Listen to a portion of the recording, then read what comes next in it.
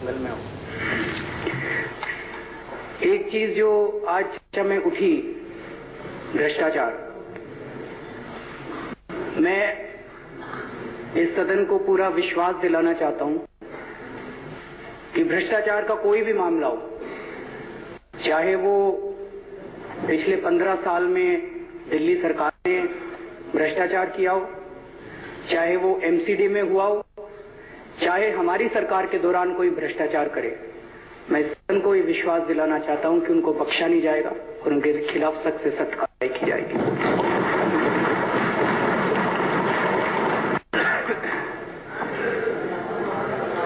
आम आदमी कौन है? अभी बहुत ही माननीय सदस्य ने कहा कि रैन बसेरे में रहने वाला व्यक्ति आम आदमी है, चने और कुलचे बेचने वाला आम आदमी है, चाय की रेहड़ी लगाने वाला आम आदमी है।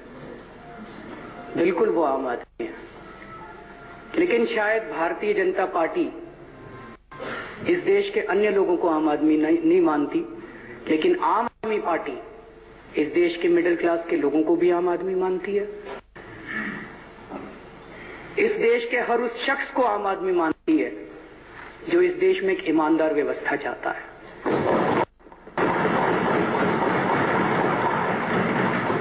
जो इस देश में आज एक बेईमान व्यवस्था चाहता है और बेईमानी से जीना चाहता है, वो खास आदमी है, चाहे उसके पास पैसे कम हो चाहे पैसे ज्यादा हो।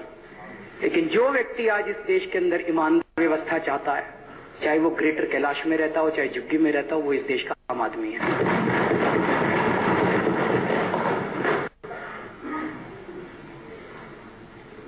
अध्यक्ष महोदय, मैं आपके सामने इस देश के आम आदमी की व्यथा रखना चाहता हूं।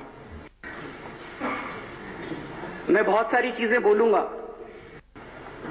मेरी बातें किसी भी व्यक्ति विशेष के खिलाफ नहीं है और ना ही किसी पार्टी विशेष के खिलाफ है। हमारी किसी पार्टी से दुश्मनी नहीं है, हमें पार्टियों की राजनीति करने के लिए नहीं आए हैं और ना मैं यहाँ पे सरकार बनाने के लिए या बचाने के लिए या सत्ता में आने के लिए यहाँ पे आज खड़ा हुआ हूं। हम लोग कौन है? 28 लोग कौन है? इनमें ये वंदना है, हाउसवाइफ है। ये क्या जरूरत पड़ी थी चुनाव लड़ने की? वो पीछे अखिलेश मनी त्रिपाठी खड़ा है, दिल्ली में सिविल सर्विसेज के एग्जाम देने के लिए आया था। क्या जरूरत पड़ी थी उसको चुनाव लड़ने की? वो पीछे धर्मेंद्र कोहली है, उसकी बहन का कत्ल हो गया,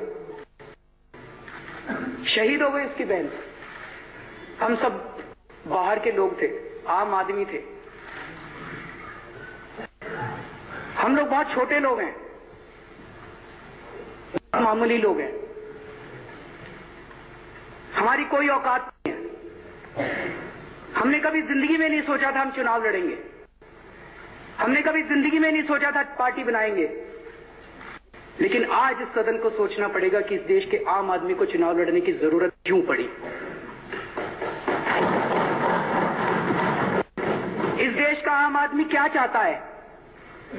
इस देश का आम आदमी चाहता है कि उसको 2 वक्त की रोटी मिल जाए। इस देश का आम आदमी चाहता है उसको तन ढकने के लिए कपड़ा मिल जाए। इस देश का आम आदमी चाहता है उसके सर पे छत हो और उसके घर में बिजली पानी हो। इस देश का आम आदमी चाहता है कि उसके बच्चों को शिक्षा मिल जाए। इस देश का आम आदमी चाहता है कि मेरे घर में कोई बीमार हो तो उसका इलाज हो जाए। इस देश का आम आदमी चाहता है कि उसके बच्चे सुरक्षित हो, उसका परिवार सुरक्षित रहे। सुरक्षा चाहता है इस देश का आम आदमी। और इस देश का आम आदमी चाहता है एक अच्छी न्याय व्यवस्था। बस यही चाहता है इस देश का आम आदमी। लेकिन आज 65 साल में उसको ये व्यवस्था नहीं मिली। क्यों नहीं मिली, ये सोचने की जरूरत है और हम सब लोगों को सोचने की जरूरत है। इसमें कोई बीजेपी, कांग्रेस, आम आदमी पार्टी की पॉलिटिक्स नहीं है। हम सब लोगों को ये सोचने की जरूरत है कि 65 साल में इस देश के आम आदमी को 6-7 चीजें क्यों नहीं मिल पाई। अभी 2 दिन पहले मैं पढ़ा था, दिल्ली के अंदर 2 लोग ठंड के अंदर छुटते हुए मर गए। अब इसमें राजनीति करने की जरूरत नहीं, लेकिन हम सब लोगों को मिलकर सोचना पड़ेगा। इस सदन को सोचना पड़ेगा, दिल्ली के लोगों को सोचना पड़ेगा। आजादी के बाद से आज तक पता नहीं अरबों खरबों कितने करोड़ों अरबों खरबों कितने पैसे खर्च हो गए। अगर वो पैसे ठीक खर्च हो जाते तो शायद इस देश के व्यक्ति को ये सब तो मिल जाता जो छोटी छोटी उसकी ख्वाहिशें हैं। लेकिन वो सारे पैसे गए कहां, ये इस देश का आम आदमी जानना चाहता है। वो पैसे कहां गए सारे के सारे? वो सारे इस देश की राजनीति की भेंट चढ़ गए। इस देश की राजनीति भ्रष्ट हो चुकी है, हमें मानना पड़ेगा। इस देश की राजनीति खराब हो चुकी है। इस देश की राजनीति का अपराधीकरण हो चुका है। आज शिक्षा खराब है क्योंकि राजनीति खराब है।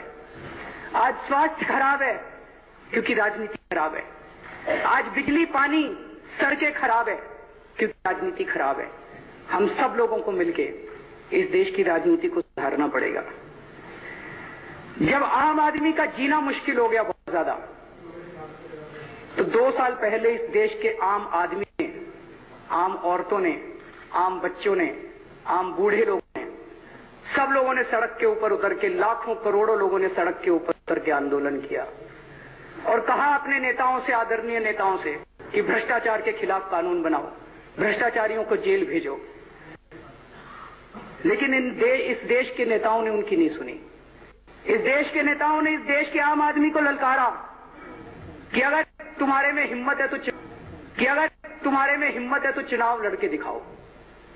इस देश के नेताओं ने ललकारा इस देश के आम आदमी को, कर हिम्मत है तो चुनाव लड़के दिखाओ और खुद सदन में आ जाओ और खुद अपना कानून बना लो। उन्हें लगा, इस देश के नेताओं को लगा कि इस देश का ये आम आदमी तो मरा हुआ आदमी है, कुछ हुआ आदमी है, ये क्या चुनाव लड़ेगा, ये हमारे सामने क्या खड़ा होएगा, हमारे पास तो इतना पैसा, इतना बाहुबल है, इस देश का आम आदमी क्या चुनाव लड़ेगा। लेकिन शायद इस देश के नेताओं ने अपनी जिंदगी की सबसे बड़ी भूल की थी। वो भूल गए कि इस देश के खेतों के अंदर आम आदमी हल जोतता है, नेता हल जोतने के लिए नहीं जाते। इस देश का आम आदमी कपड़ा बनाता है, नेता कपड़े नहीं बनाते। इस देश का आम आदमी मकान बनाता है, नेता मकान नहीं बनाते। इस देश का आम आदमी ऑटो चलाता है, नेता ऑटो नहीं चलाते। इस देश का आम आदमी चांद पे जाता है, नेता चांद पे नहीं जाते। इस देश का आम आदमी रिसर्च करता है, नेता रिसर्च नहीं करते। जब इस देश के आम आदमी के पास कोई चारा नहीं बचा तो इस देश के आम आदमी ने तय कर लिया कि ठीक है, इस बार चुनाव भी लड़के दिखाएंगे। पैसे तो थे नहीं और भ्रष्ट राजनीति से लड़ना था, गलत पैसा ले नहीं सकते थे, तो लड़ाई राजनीति को साफ करने की थी। इसीलिए तय किया, हारे या जीते, सच्चाई का साथ नहीं छोड़ेंगे। सच्चाई के रास्ते पे लड़ाई शुरू हुई। एक लगभग असंभव सी लड़ाई थी। किसने सोचा था 1 साल पुरानी पार्टी 28 सीट जीत जाएगी? किसी ने नहीं सोचा था। असंभव लड़ाई थी, जीत की संभावना बिल्कुल 0 लग रही थी। नेता मजाक उड़ाते थे हमारा, लेकिन कहते हैं ना, जिसका कोई नहीं होता उसका खुदा होता है। बन जाने चाहिए। उसके बाद बेचारा काउंसलर के पास जाता है, वो बेचारा एमएलए के पास जाता है, वो बेचारा फिर मुख्यमंत्री के पास आता है, फिर भी उसका राशन कार्ड नहीं बनता।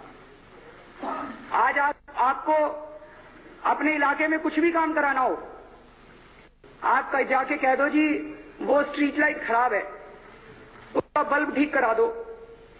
रात को मेरी बेटी कॉलेज से आती है तो इसीलिए वो असुरक्षा होती है। आप किसी के पास चले जाओ, सरकार कहेगी पैसा नहीं है।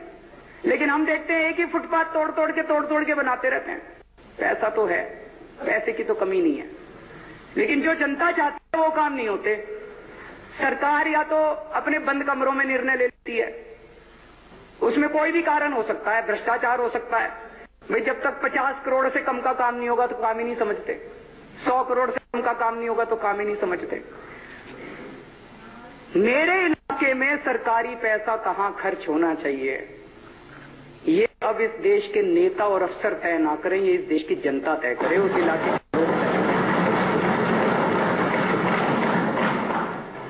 इसीलिए तो हमने आजादी की लड़ाई लड़ी थी, इसलिए थोड़ी लड़ी थी कि वो अंग्रेज चले जाएंगे और दूसरे किस्म के लोग आ जाएंगे। इसलिए थोड़ी लड़ी थी कि पहले अंग्रेजों के तो बंद करना चाहिए। और ये फीस कैसे तय की जाती है, इसका कोई पारदर्शी तरीका निकालना चाहिए, कोई फॉर्मूला निकालना चाहिए। 15वां मुद्दा, स्वास्थ्य का। आज किसी सरकारी अस्पताल में चले जाओ,